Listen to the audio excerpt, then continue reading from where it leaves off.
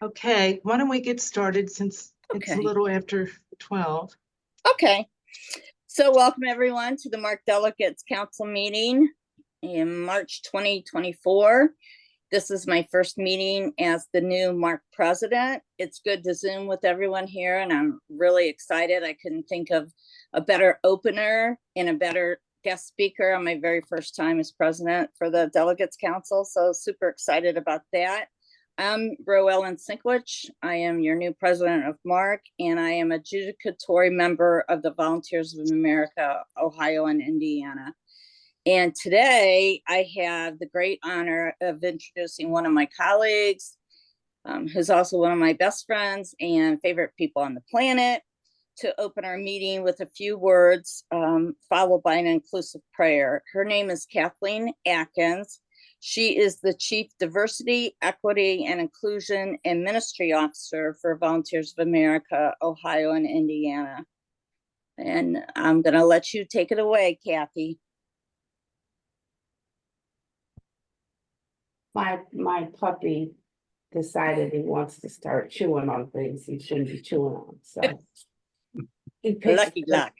I know, he picks the perfect time. So hello, everybody. I'm grateful for the honor of opening your meeting today. As Roellen said, I'm the Chief Diversity, Equity, Inclusion, and Ministry Officer for Volunteers of America.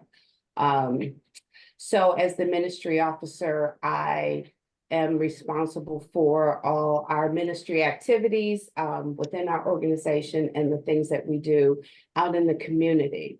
I wanted to just read to you what our Ministry of Service mission is, to give you an idea of what we strive to do as an organization. So our Ministry of Service we're known as a church without walls. We provide spiritual support for all those we touch and serve throughout our communities. We seek to serve the needs of the whole person, mind, body, and spirit, by bringing together the Human Service Agency and the church. We lead with love, faith, and service, shaping a better future for our neighbors in need, their families, and our communities. So we believe that love is universal, and that is what brings us together. That's what unites us, instead of focusing on the things that divide us. So we all come together in the spirit of love. I am an ordained minister with Volunteers of America, and I've been with the organization for almost 15 years. I can appreciate the work that we do because we focus on servicing the whole person, particularly that spiritual aspect. And that is something that we strive to do. So if all minds are clear, we can bow our heads.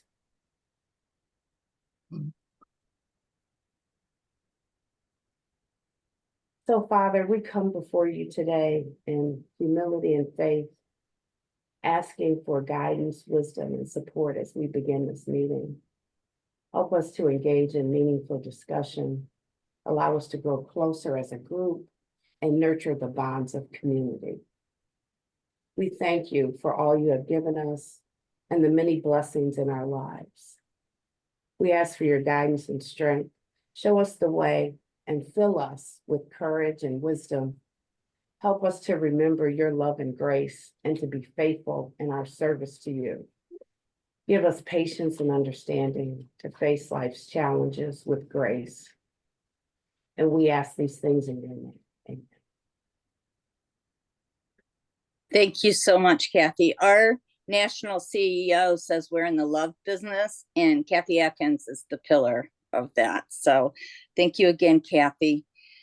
We're now going to move on to our adjudicatory roll call for attendance. The roll call will be recorded by Hallie Tensing, our Mark office manager. Hallie, are you ready for roll call? Yes, I am. Thank you. Okay, so we're going to start off. American Baptist Church, Miami Association. Mark Basil just joined us. All right. Archdiocese of Cincinnati. Mary Bob Partee. Pearson here. Hi, Mary Bob. Partee. Hi, Mary. Mhm. Okay. Andrew So- Musgrave. So I have Bob Ursum, Andrew Musgrave, Mackenzie Doyle, Mary Partee. Is that it? Okay. Cincinnati Islamic Community Center of Cincinnati. Here. That's Tyrone Jackson. Yep. Okay. Okay. Diocese of Southern Ohio. Elizabeth Brown. Aaron Montano. Disciples of Christ Christian Church of Southern Ohio. Cheryl Coggins. Thomas Barnes. David Teetsword. Yep. Jewish Community Relations Council of the Jewish Federation of Cincinnati. Oh, no, sorry.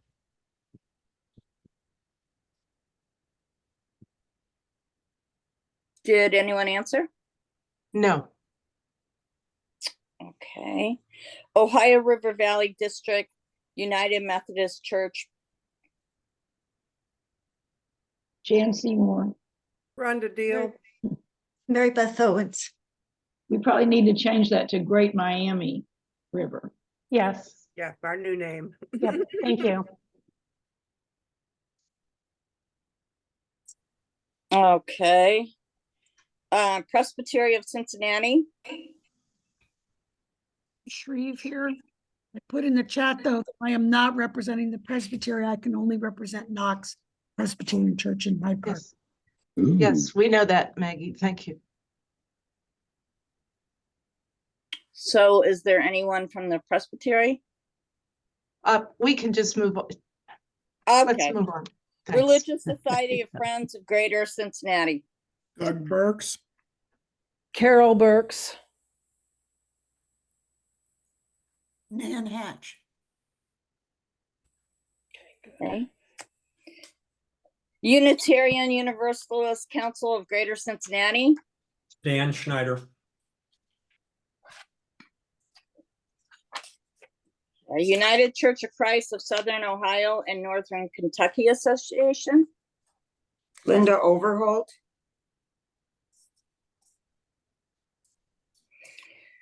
Roe Ellen Sinkowicz for Volunteers of America of Ohio and Indiana. Okay.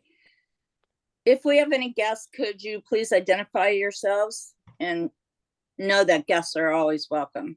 Do we have any guests today? John Price. And Mark Basil, I'm late zooming in. Oh, Mark, we got you a long time ago. Okay. I'm nearby and I may walk in physically, but I just wanted to get my presence known for the moment. Hey, John Gina Ellis Price. and John Price are both guests. We're both from Montgomery Community Church. Okay. And Tina Ellis also joining as a guest with Cincinnati Undivided. I'm Jessie Heiser. I'm also with Cincinnati Undivided. It's a goal. I'm Wanda Crawford from St. John's UU.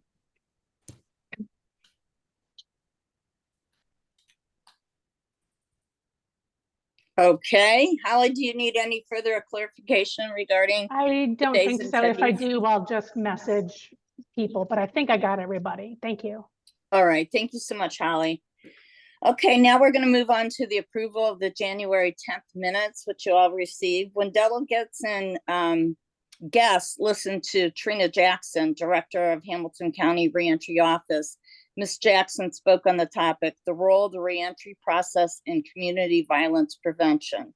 She mentioned the greatest need for people re-entering our local community is affordable rental units. Ms. Jackson delivered a PowerPoint presentation which can be viewed or downloaded from the homepage of the MARC website. So can I get a motion to approve the January 10th 2024 minutes, please? So moved. Elizabeth Brown, second, please. Doug Second, Burks. Bob Anderson. Doug Burks, I think, came in there for the second. Okay. You also have before you today's agenda. I hope everyone had a chance to look at the agenda. I need now a motion to approve this agenda. Move. Holly, did you Second. get that? Okay, Bob Did you get Anderson, second. okay. All right. Any objections? Okay, all approved. Now we'll hear from our executive director, Peg Fox, who will give us some brief updates on what Mark is up to. Thank you so much, Peg. You're welcome. Well, I thought I would just focus on one thing this morning. So I have already shared this with our executive committee, but I have formally submitted my resignation as executive director of Mark. I do that with a full heart. I do that out of joy. There's nothing that has pushed me out, forced me out, or any of the above. It's time. It's time for a new leader to transition in.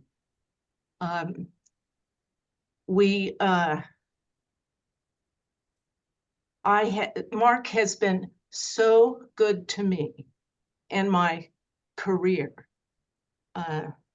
And I hope I have given as much as I can back. So my final date is June the 1st. We talked about this at executive committee. The officers are pulling together a transition plan and a plan for a search committee. And I have to tell you folks, in the search 18 years ago, you got me. So who's to say it won't even be just as good as, if not better. So again, you'll be hearing more about all of this, but I felt I really needed to share it with Delegates Council so everyone knows, and as word trickles out, you know how it goes in this community, that you are not surprised. Anyway, that's all I wanted to say today, and there will be more to come. Madam President? Again, I know I speak for everyone and what a loss this is, and we just thank God for the years that we've had Peg, and we know that she's moving on to some other exciting opportunities, and we're not gonna be letting her go totally. We're going to ask her to do some contract work for us, and I know VOA has some things, so this is just another phase for Peg.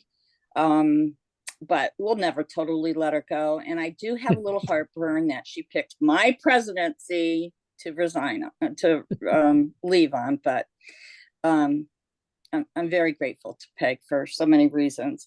So now we're going to hear from Doug Burks with our budget presentation. Mr. Burks. Good afternoon, everyone. First, I have to say that I'm going to miss working with Peg. They're big shoes to fill, and she has done great service for Mark. If we could get the budget on the screen, I would like to talk about the budget for 2024. For those who want a copy of it, if you send in a request, we can send you a hard copy. And so Holly will have it up on the screen in a second. I think people realize why at the annual meeting, we said that we didn't want to present the budget at that time. You know, the budget with the transition in the salary area will definitely have some changes during the year. So if you look at your screen, you will see what is the income projection. And as you take a look at it, you know, I think a few things to point out is that we have from last year a surplus and a carryover, which is the bottom line, number 24, miscellaneous, a surplus of $17,770, which will be part of our operational budget this year. We are projecting contributions, donations, memorials, and grants of 50,000. And then we have our pledges from the judicatories. As we look at income for 2024, when you look at that total, the farthest right column, we are projecting $224,820.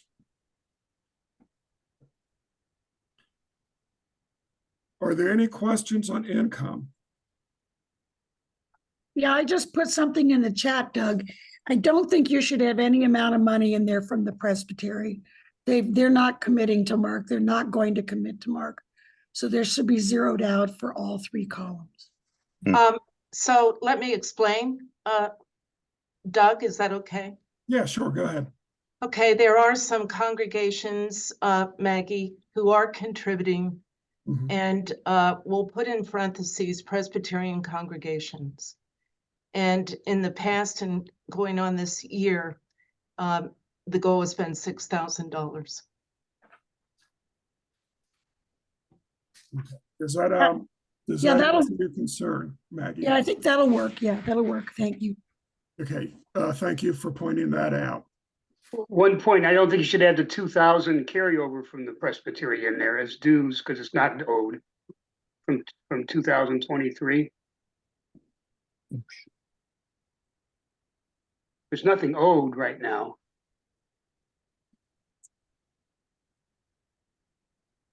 That's my understanding. Right, we have closed the books on those. So right. You're correct. And so it's really the right-handmost column that we're focusing on. Right. That is what we see as our numbers that we're working from. So thank you, Bob. So yeah, I would change that from 8 to 6 then. Yeah. Well, I'm sorry, one other question. What is in the 50,000 for contributions, donations, and memorials? That's a lot. That is what we have proposed the last 3 years. It is an ambitious goal. We have looked at this coming year, and I think we're going to have several activities on trying to strengthen our development activities in a way that we haven't in the past. Okay, thanks. But that's not what we received in 2023. Those were it's 24. No, but you just said that we got that much in 23, so we're trying to be ambitious again this year. But we didn't get anything close to that. No, Bob, I did not say that's what we got. Okay. I said that's what we have projected each of the last 3 years. Okay, what did we get in 2023? I want to say about 25,000 in that area. Okay, thank you. Okay. Any other questions? Okay, let's go to expenses. And let's go all the way up. Okay. So when we take a look at expenses. The first thing that I want to point out is the budget that we are proposing right now is our most expensive component are staff expenses, salary and wages. That projection that we have there of salary and taxes of 144,795 is based on 2 full-time salaries, a full year salary for the executive director at our current salary, and for Holly, the administrative assistant. So that is for 2 full-time salaries. All of the other numbers under staff expenses are based on those 2 salaries. As we look at the transition, we know that those numbers are going to change throughout the year. But right now, it's difficult to make those predictions until we determine the parameters for the new executive director. And so there will be changes in all of those categories during the year, and we will make those when it is appropriate. When you look at 2023, you see the impact of that transition in staffing that we went through last year. And so that is, we think that we will likely have less expense in that area.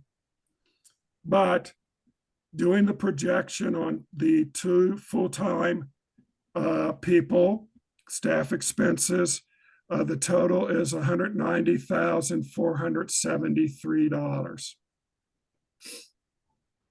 Any questions on staff expenses? Okay, let's go down to non-staff expenses. Holly, can you scroll down and we get all of the non-staff expenses in there? Thank you.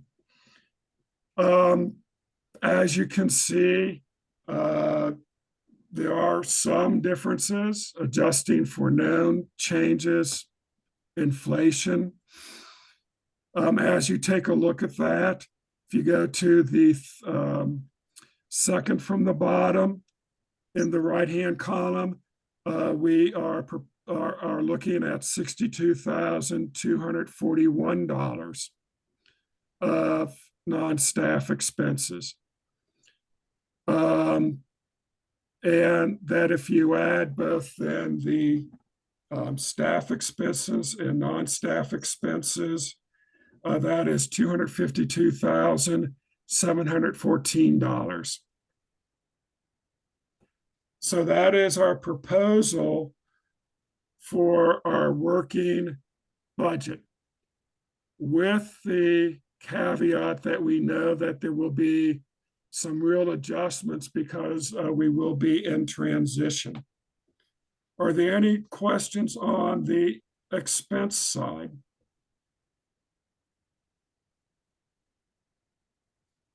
President Roellen, do you want to ask for approval Yes, of the budget? I sure will. Can I have a motion to approve the Mark 2024 budget? Sorry. Motion. Right on my face. Just like being in the night. Was that Karen? Yes. Thank you, ma'am. Okay, and a second? Second, Cheryl Coggins. Thank you, Cheryl. All in favor? Aye. Aye. Aye.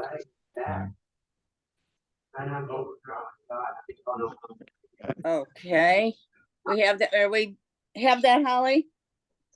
Okay, the Mark 2020. Wait, I'd like to abstain. Who was that? It was Bob Harrison. Harrison. Bob, okay. All right, Bob, thank you. Okay, so Always be back into the garage. Underneath the door. Okay, whoever is not, could you mute yourself, whoever that is? yes, whoever is not speaking, please mute yourselves. Thank you. Okay, the Mark 2024 budget is approved. Going on to the moment I've been waiting for, our speaker, our presenter. This month, we've decided to focus on affordable housing, displacement, and homelessness, one of two priority social concerns of Mark. Today, we have asked Josh Spring, Executive Director of the Greater Cincinnati Homeless Coalition, to speak about this social concern. He will give us an update on 2023 data and the rise of housing and food insecurity and the current local strategy to address this crisis. I just want to say that when I moved to Cincinnati in 2011, my executive director at VOA said there were two people in Cincinnati I needed to know, and if I knew them, I would be great. And it was Peg Fox and Josh Spring. So, Executive Director Spring, the floor is yours, and thank you for joining us. Okay, thank you. Thank you all for having me. I will share some information with you. I have prepared a slideshow. It's very basic.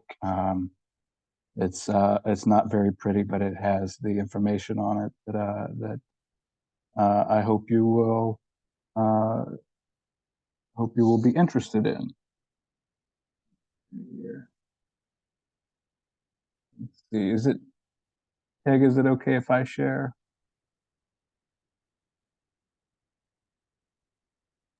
Sure, Josh, go ahead. Okay. Okay. There we go. All right, excellent.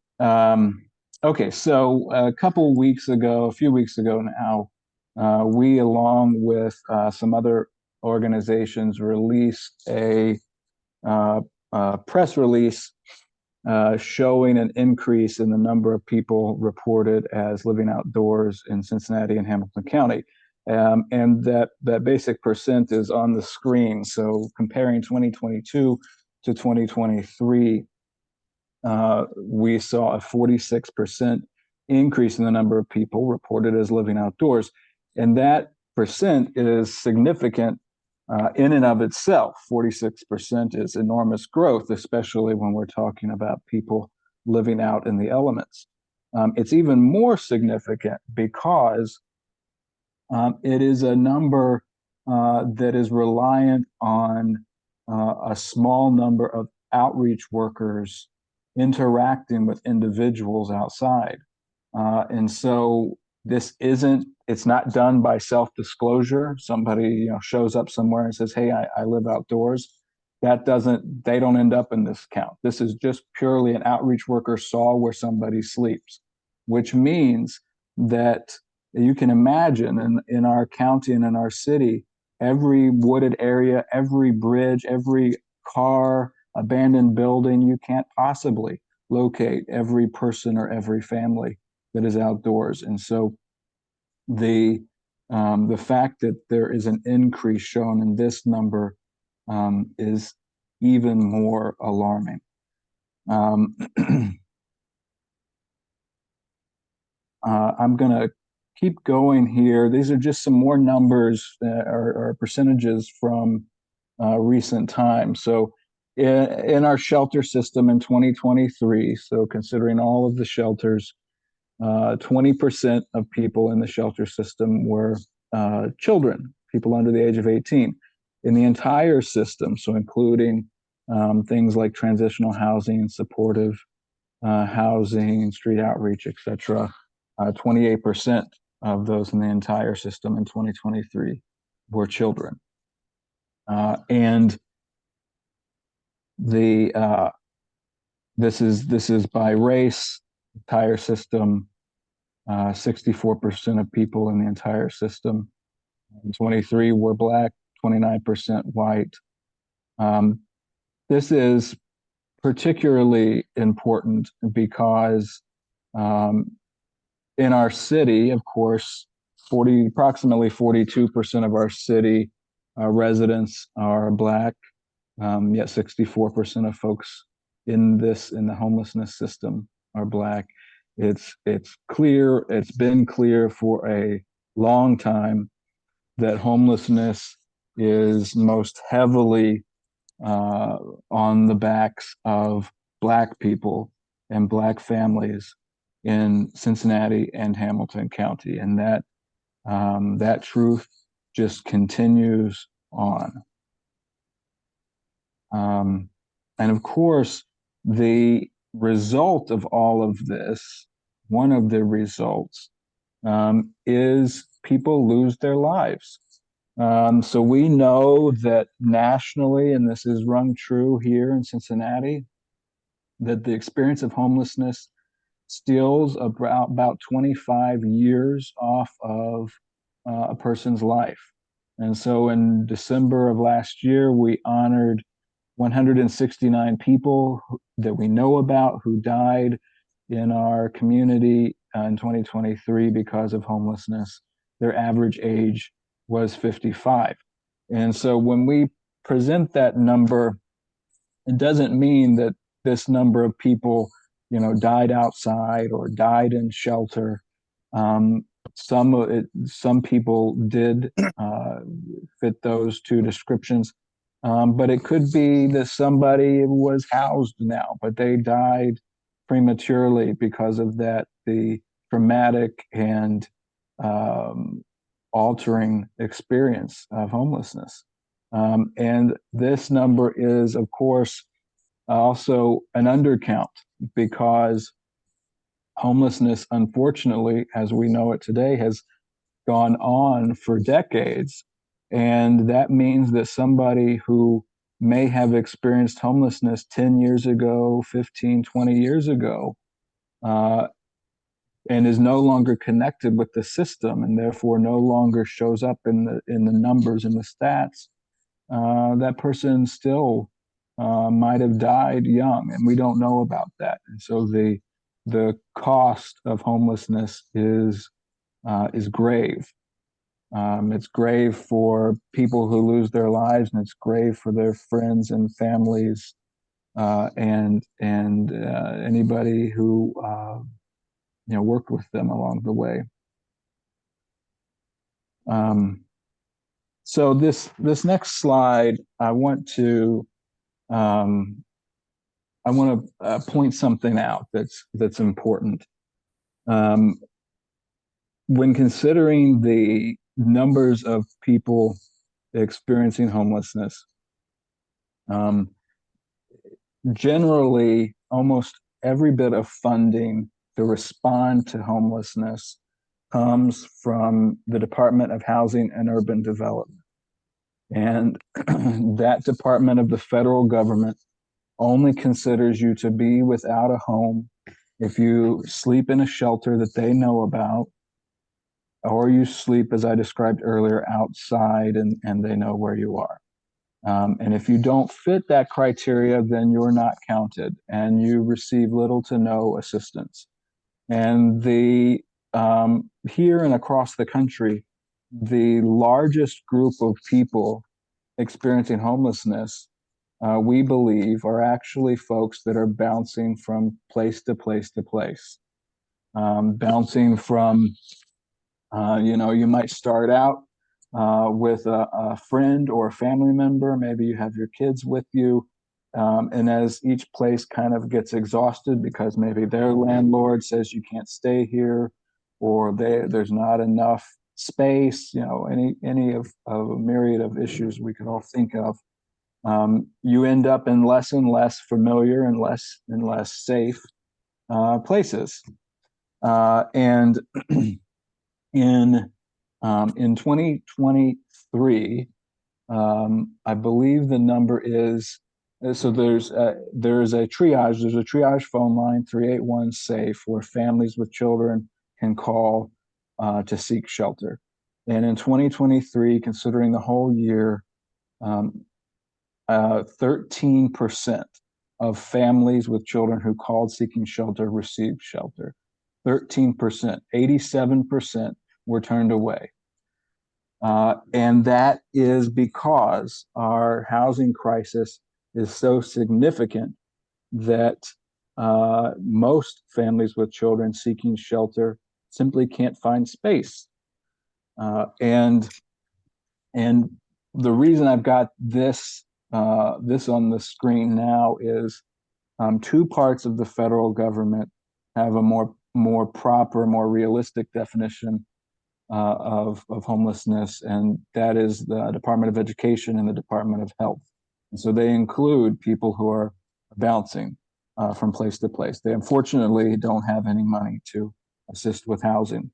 But one of the programs, one of our member organizations is Project Connect. They're a program of Cincinnati Public Schools, and they work with school children that are that they've identified as being without a home, and that would include bouncing about. And they provide a number of services. Most prominently is keeping that child in their school of origin so that they're not bouncing from school to school as per their housing situation. And so last school year, the workers for Project Connect worked with nearly 3,496 children in Cincinnati public schools. That's roughly 10% of the school district who didn't have their own home. As of mid-February for this school year, they had already worked with 3,459 children, and so are certainly on pace to work with more children. And I know I become like a broken record, but even with this correct definition of homelessness, this still represents an undercount. There's not enough workers. Kids don't know to necessarily ask for help. Parents are embarrassed or afraid that their children will be removed, and so this certainly represents an undercount too, but it is more accurate. It gives us more of a pulse on what is happening. And so at least 10% of the school district, more than 10%, will experience homelessness this year. School year, we estimate it's probably more like 20%. And of course, the next thought, probably in most of our brains, is how stressful that an experience that must be for the parents, how difficult it must be for children to focus on school to focus on studies as they bounce from place to place. The traumas of homelessness, even after lots of difficult work and somebody is in housing, the traumas of homelessness continue on with a person and continue on with a child. Certainly a child who experiences homelessness is more likely to experience homelessness as an adult. And our family shelters have seen that over and over of, adults coming in with their children who were there as children with their parents. And I think that's a very sad testament to our society.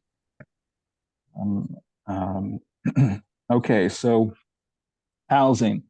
We desperately need affordable housing, as everybody here knows, and Mark has been long-standing commitment to the struggle for affordable housing. Approximately 33% of Cincinnati households, homeowners, and renters cannot afford their current home, meaning they are paying more than 30% of their income just for their mortgage or rent and utilities. That's over 45,000 households. A household could be one person, that could be 10 people, 45,000 households. And half of those households, both homeowners and renters, half of those households are paying greater than 50% of their income only for housing. That is a very stressful and precarious situation to be in, and tens of thousands of our households are right there right now. Okay, this gives a little bit of breakdown of that need. So at least 59% of of households that cannot afford their housing today have an income that is equal to or less than 30% of the median household income. And that means that their income is equal to or less than approximately $30,000 a year. I say approximately because it all depends on household size and things like that, but approximately 30,000 a year. If you look at housing that is affordable at up to half of the median household income, or about 50,000 a year, that represents 84% of the need. So 84% of new affordable housing that we need today needs to be affordable at half of the median income or lower. And then I've got some additional numbers here. Approximately 12% is needed between 50 and 80% of median income, and then less than 5% of households struggling to afford their home have an income above 80%.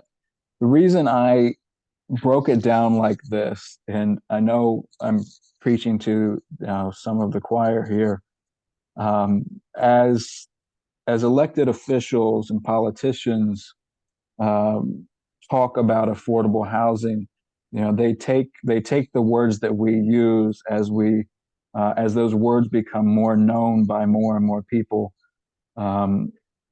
The politicians take those words and use them to describe something other than what they originally meant. And the prime example in this case is affordable housing. So the city of Cincinnati will say it's investing a lot of money into affordable housing, but when you read the details, it is not affordable at the levels that we need. It's not affordable at the levels that we need. And so I point this out here so that if you hear politicians saying, well, we need affordable housing at all levels, or we need it at 80% of AMI or higher, you can know what the real numbers are. They're 5% of households, 5% of the need is at above 80%. And so, these numbers are what they are. Josh? Yes. What is the HAMFI, just for everyone's edification? Sorry for that acronym there. That's okay. Household area median family income. Thank you. It's all, in this context, it all means the same thing. 80% would be approximately $80,000. Sorry for that. No, it's fine. So as we know, we are short at least 28,000 affordable homes in the city of Cincinnati. And this now is an old number. The problem is worse. This is, I wanted to present this, and I don't have a full understanding entirely of what this means. So, but I think it's important. So one of the things that we do as our federal government does is we have what are called housing choice vouchers. So with a housing choice voucher, a household can take it to a landlord that will accept it, and then that household pays no more than 30% of their income for the rent, and the federal government makes up the difference. And of course, that difference could be a wide range depending on the income of the household. In Cincinnati, the Cincinnati Metropolitan Housing Authority is the entity that distributes and maintains those vouchers. There's a waiting list many miles long for households that are attempting to have affordable housing through this mechanism. And that waiting list opens every 2, 3 or more years. And then, maybe 18,000 or more households apply, which gets whittled down by lottery to a few thousand. And then they spend the next 2, 3 years working through that list. And so this number in March 2022 to mid-February 2024, this is the percentage of households who, after waiting for the wait list to open, waiting years for it to open, applying, then waiting years to get the voucher. This is the percentage of households in that span of time who were actually able to place their voucher and get a home. And this is extremely alarming. It's less than half. That means that, like, the thing that people dream of that can bring stability, less than half of people who got it after years were actually able to use it. And I don't know what all of the reasons are, but I know that some of the reasons are that that there's not enough housing at rent levels, at low enough rent levels that the voucher will cover it. Housing costs have gone up so significantly that they are out of range for many vouchers. And there's an increasing number of landlords that turn away voucher holders, even though in our city that's actually an illegal practice.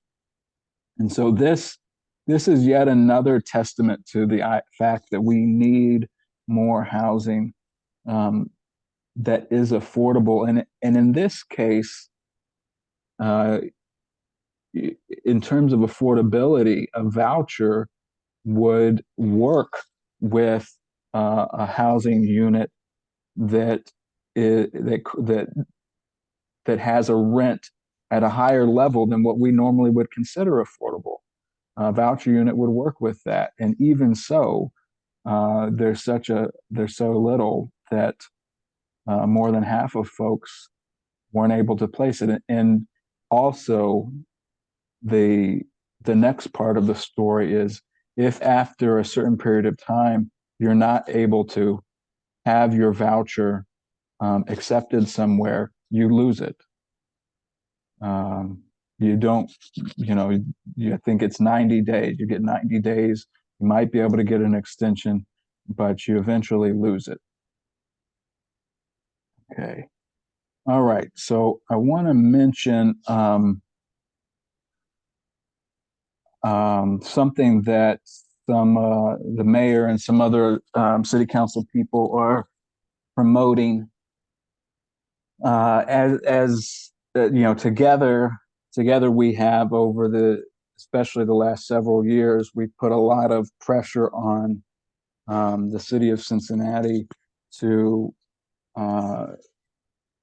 put funds into truly affordable housing. Of course, we had issue 24 on the ballot last November, which 25,000 plus people voted for, but it did not pass. And the current elected officials at City Hall, have all vowed their support of affordable housing, though they have not backed that support up with meaningful change or meaningful investment. And so right now, the mayor and some members of council are proposing a package of zoning changes that they're calling connected communities. And this is really it's not new. It's an updated version of something they brought to the table 2 years ago. You can search online Connected Community Cincinnati, and through a city's website, you can find their full pitch of it with lots of images and graphs and information. So you can look it up and read all of it for yourself. And so this package of zoning changes, they are admitting is not all about affordable housing, but they're saying that it would lower rents across the city and would increase affordable housing. And so I just want to mention some of it to you. They're holding various sessions, engagement sessions in different parts of the city. So here's the basic changes, and these are not on the screen. So the basic changes they're proposing are in neighborhood business districts and other parts of the city to eliminate density restrictions. So density is the number of homes that you can put into an amount of space, a square, an area. So eliminate density restrictions in certain parts of the city, allow developers to build 1 story higher in certain parts of the city, which again allows an increase in density. They also want to, in certain parts of the city, reduce or eliminate the requirements for parking spaces.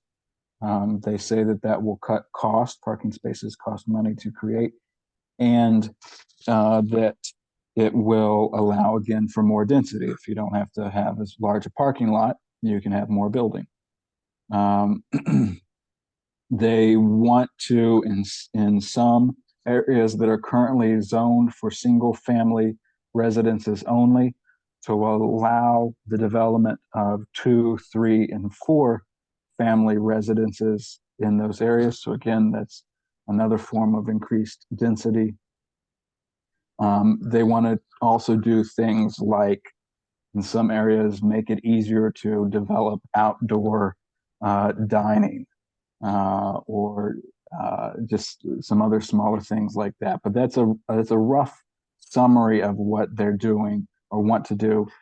And their claim is that we have a lack, or the claim is that our rents have increased so much because there is more demand than supply, right?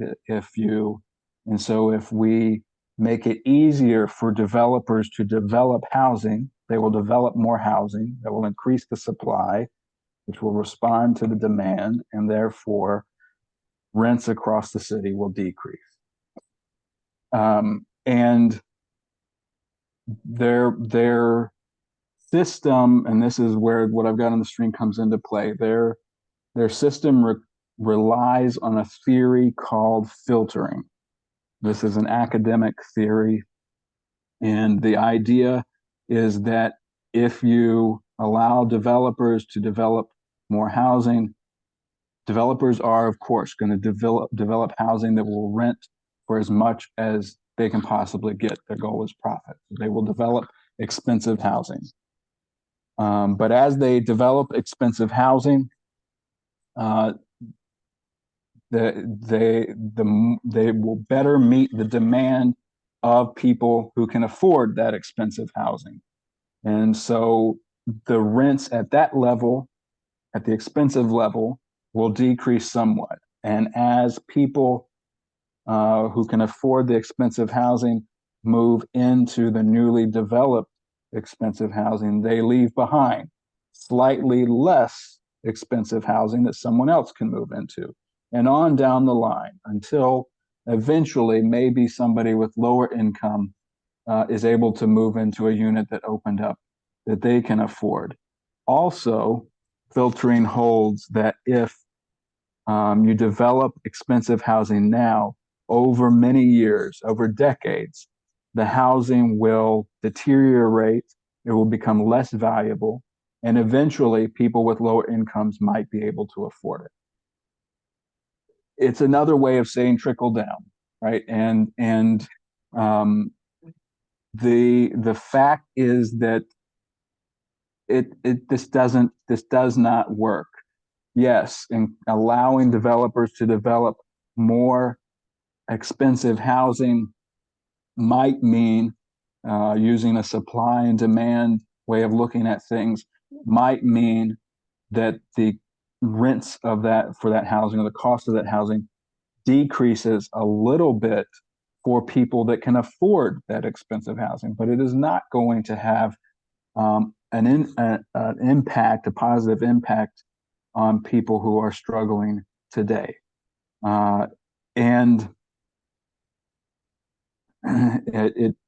we know that as you allow developers to create denser properties, that means more income for them, and they tend to just hold on to that income. They don't use that income to create more affordable housing because their goal is profit. And I will just add too, this is not on the screen, but when reading through the city's promotional materials, it's all sounded very familiar to me. And I had read much of it before, and I tried to remember, well, where have I read this? And then I recalled that in 2019, then President Trump issued an executive order regarding homelessness and affordable housing and what we should do as a country. And his executive order reads very much the same as what our mayor and members of council are promoting. So we're not just saying that this is a problem. It is a problem because the Connected Communities doesn't have hardly anything in it that would actually increase truly affordable housing. But as we allow more developers, more ways around the system, or an easier time, that will result in more displacement in our neighborhoods. So if this an example is over the Rhine, nearly somewhere between $1.5 and $2 billion has been spent over the Rhine in the last 20 years. Developers have been granted zoning variances left and right, and they have not been held back by zoning. And the result has been an extreme loss of affordable housing. Okay, so we're proposing some additions, some changes to what the politicians are putting forward, and we believe these changes would prevent displacement and would actually increase affordable housing. Not significantly, but it would take it from a loss to growth. So in the main sections of their proposal, basically anything that has to do with density, we're saying if you're going to give the developer a density bonus, we're going to say, hey, we're going to suspend the rules for you. You can put more units in a smaller space, that we require in return for that a percentage of the housing they develop is truly affordable. Similar for this middle housing concept, which is the 2, 3, and 4 unit properties, that either a percentage of that is affordable or they pay a percentage, a fee into the trust fund. And then finally, that for any of the changes, an anti-displacement clause is attached, so that this says if you're going to receive these zoning benefits, you can't displace people unjustly. And we believe with those changes, Connected Communities could move from being a net negative to a net positive. And that's what I've got. Thank you so much, Josh. And I want to give our delegates a chance to ask you questions. So if anyone has a question for Josh, remember to give your name and the denomination you represent.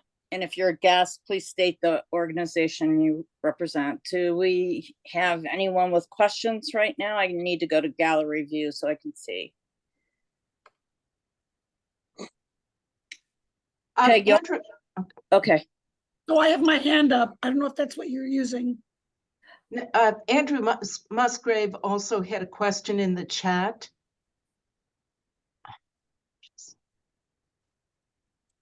Are you using the raised hand to order the questions? Yes, that's fine, but Margaret is, but Peg's gonna read first the question in the chat, which I don't have, so if you could do that, Peg. Sure. Hold on here.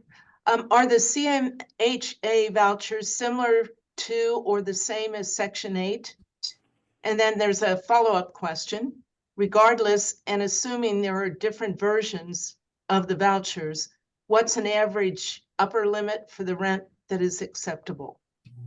Okay, thanks.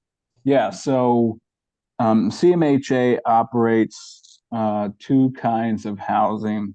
One they refer to as asset management, or you could say public housing. So those are properties that they own. And then the other is the voucher system. And so, yeah, it is what people commonly refer to as Section 8.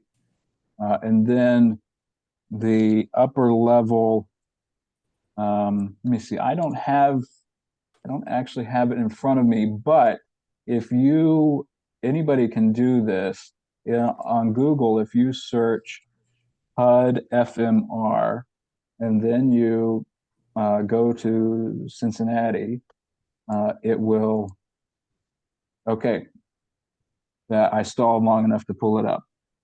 So the upper level for a 1-bedroom in 2024 is $919 a month. 3-bedroom, these are just some examples, $1,588 a month. Okay, Maggie, you're next, and then Tyrone, you're on deck. Okay, so hi, Josh. Thank you for taking questions. Sure.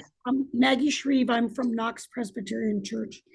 So I have two questions. One is, who crafted this plan? Do you know? Was it staff? Was it volunteers? Was it developers who handed it off to the council members? So I think there's been a number of different people involved in it.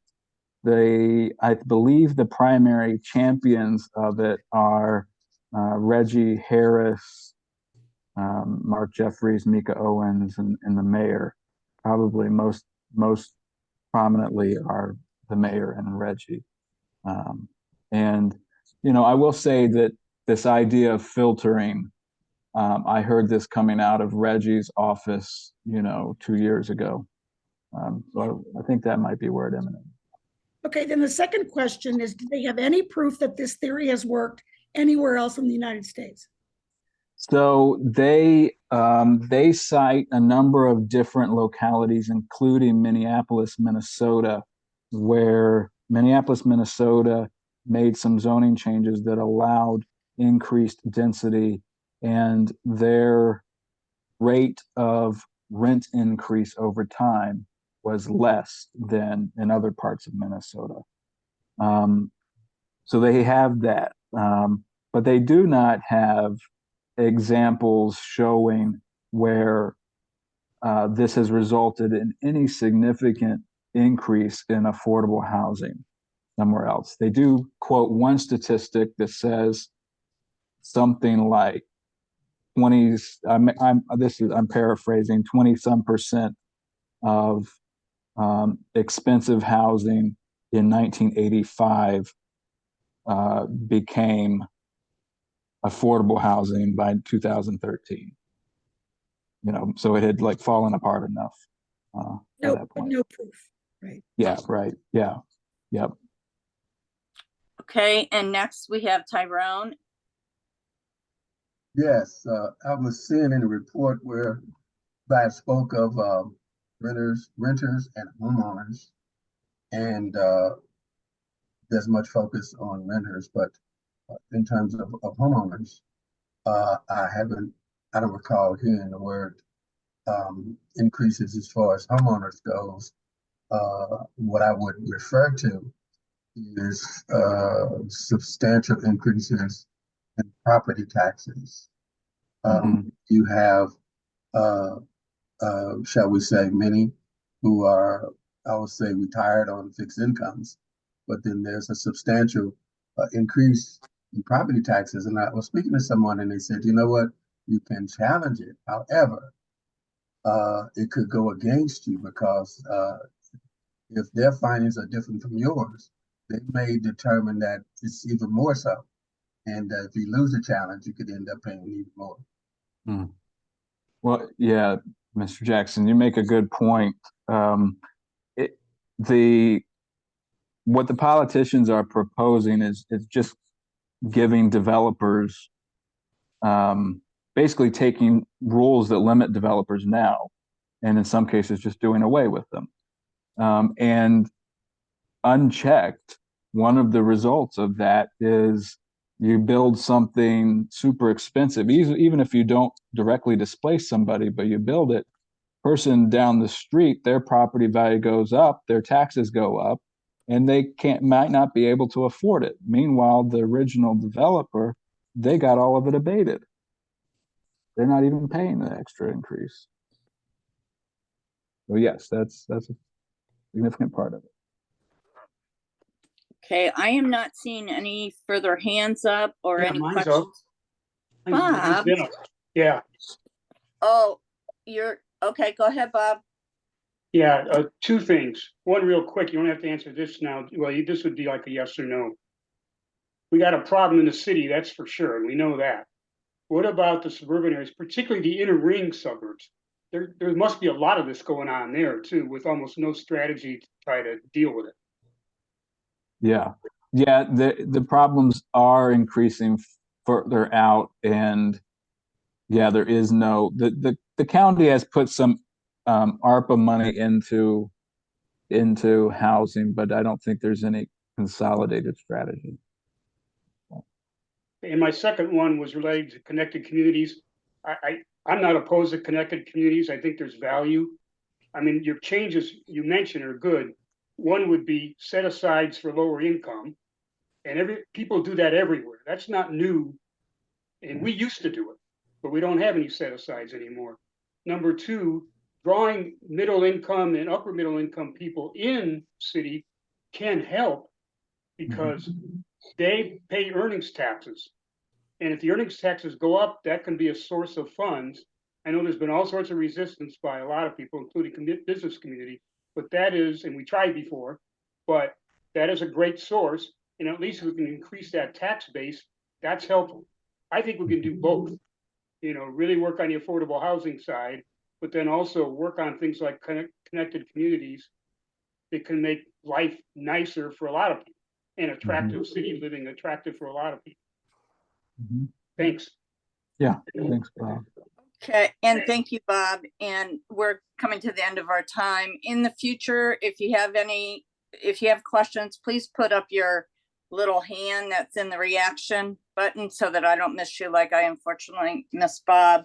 So I want to thank Kathleen Atkins for doing our opening, and certainly Josh Spring from the Greater Cincinnati Coalition of the Homeless, and to you delegates for attending and listening and to contributing. The reminder is that the Delegates Council will meet next on April 10th at 12 noon on Zoom. So please mark that on your calendars. And Madam President? Yes.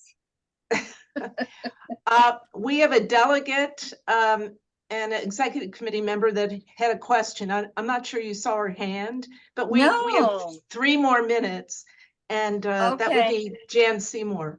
Okay, because Reverend Barnes is on this, and I'm on a lot of pressure to close on time. So, Right. Jan, I'm sorry if I Okay, didn't I see you. just wanted to ask this question because it's been burning in my mind forever. I live on the east side and I am completely flabbergasted, horrified at the number of multi-unit buildings that are going up in Oakley. It looks like a city in China with all these apartment buildings. There are many in Norwood, in Madisonville, all these places. Are those places immediately rented? I just can't believe there are enough people who can afford those prices. Can you shed any light on that? Yeah, I don't know specifically. I know that most, if not all of that, certainly isn't affordable. The one example I think of, there was a development that completed maybe a year ago or more in North Side. It was done with tax credits and for senior citizens. It's called John Arthur Flats. It's where I live. Yes. Yes. Okay, This good. is it. Yeah. That's John Arthur Flats. That's it. And I know that John Arthur Flats had rents affordable at approximately 60% of the median income. And the folks that developed it had a very difficult time filling it up at that level because most of the need is even below that. So, that doesn't Yes. fully answer the question, but it's an example. Those I of was us just wondering, Josh, 30%. that all those apartments, that I know they're not affordable housing, but I just wondered if they were being filled. Yeah, I think it's a good question. I guess I don't know for sure. If Okay. I could add, John Arthur Flats filled the 30% AMI right away. So it wasn't the 30% that was a problem because I fall in that category. So it was Yeah. the people between the 30 and the 50% and the 50 and the 80%. But it took them 9 months, but they did fill it by last June. So Yeah. And to juxtapose that, Over the Rhine Community Housing cut a ribbon on a property they opened in the business district last week, 40 some units, and 31 of them were already filled when it opened. And the rest were spoken for, but just not moved in yet. That was that That's it. barrister place. That's right. Yeah. Yeah. A good comparison. Hey, everyone, thank you very much. I'm so glad that, Bob? You said that we could get a copy of the budget. Can Holly, I'd like a copy. You can just email it to me. That's just fine. Yeah, do you mean the 2024? Yeah, it's a 20, Okay, what was okay. presented today. Okay, great. Okay, everyone. Josh, it has been a pleasure as always. And remember to like and follow us on Facebook at markonline.com if you haven't done so already. And this meeting is adjourned. Thank you, everyone. Thank you. Thank you, Josh. Thank you so much. Thanks, Yeah. Josh. Thanks.